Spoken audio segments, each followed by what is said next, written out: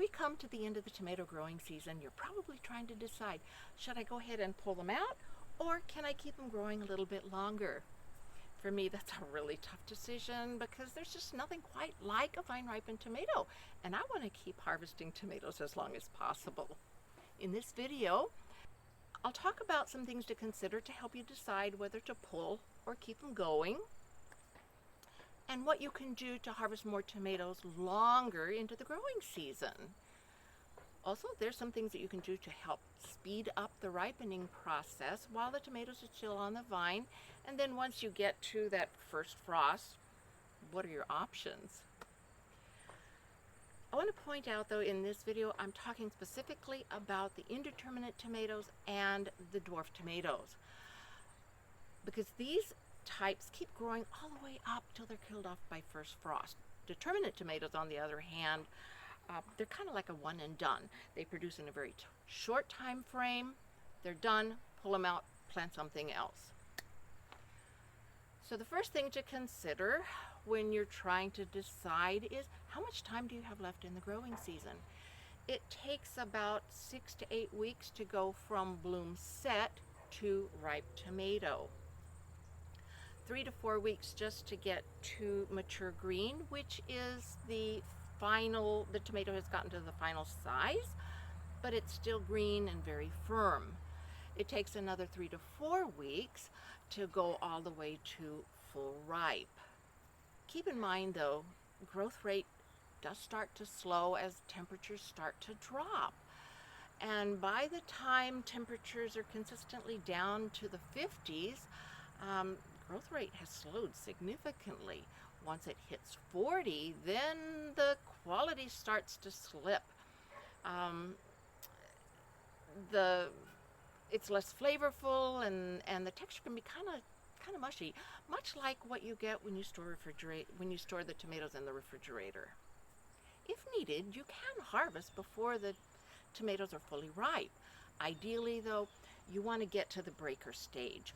This is, or first blush. This is when the mature color first starts to show. At this point, they're physiologically ripe and the flavor has fully developed.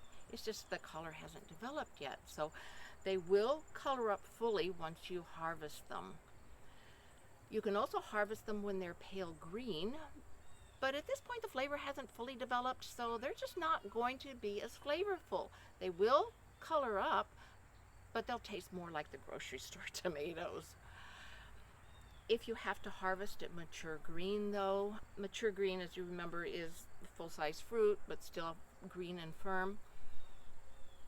I've kind of had hit and miss luck ripening at that point. If I have to harvest at mature green or smaller, I like to use them in recipes, and believe me, there's lots of great recipes on the internet for using green tomatoes. You also want to consider, what condition are the plants in? If they're diseased or tall and lanky with little or no growth and no blooms, go ahead, pull them out. But if they're still producing fruit like these, I mean, these are very tall and lanky, but look how much fruit is still on the vine. So I'm keeping these. I'm just going to continue to remove any diseased leaves, and then I'm going to spray to help control the diseases. I have included a link in the description below on a video that I did on using sprays to control disease. Sometimes you get lucky and the plants will rally after mid-season, and then all of a sudden you've got this great, beautiful bunch of new growth and a whole second crop of fruit. At this point, you've struck gold. Keep them growing as long as you can. You can speed the ripening process by encouraging the plant to divert its energy into ripening any fruit that's already on the vine. You can do this by pinching off any blooms as well as removing any small fruit that won't hit breaker stage in time. Cherry tomatoes ripen faster than those large beefsteak types, so with cherry tomatoes you've got a little bit more wiggle room in that timeline. Pinch off any suckers and cut back any long stems, long leggy stems that don't have any blooms. Also, top the plant. Cut right above the last fruit set, and this will signal to the plant that season is done, it's time to put its energy into ripening the fruit already on the vine. I also recommend harvesting all the tomatoes at breaker stage at this point, because really you don't want the plant to waste that energy ripening those tomatoes that can ripen just fine once harvested. If you still have a bunch of tomatoes at first frost, you can either put a heavy row cover over dwarf tomatoes.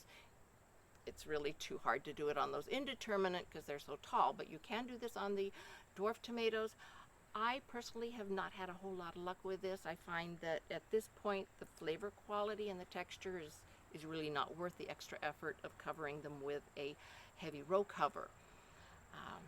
I recommend going ahead and harvesting all the tomatoes to ripen indoors, or what works really well is just go ahead and pull the whole plant out, cut the roots off, and hang it upside down in a cool, dark spot, and those fruit will ripen really well. It's always a sad time when the growing season comes to an end, but really this just gives you the opportunity to plant something else in their place. There's many ways to ripen tomatoes indoors, and I would love to hear what are some of the favorite ways that you have for ripening the tomatoes inside. Please let me know in the comments section below. I hope that you've learned something from this video. Please hit the like button and subscribe so that you won't miss out on any future videos. Thank you for watching. Bye-bye now.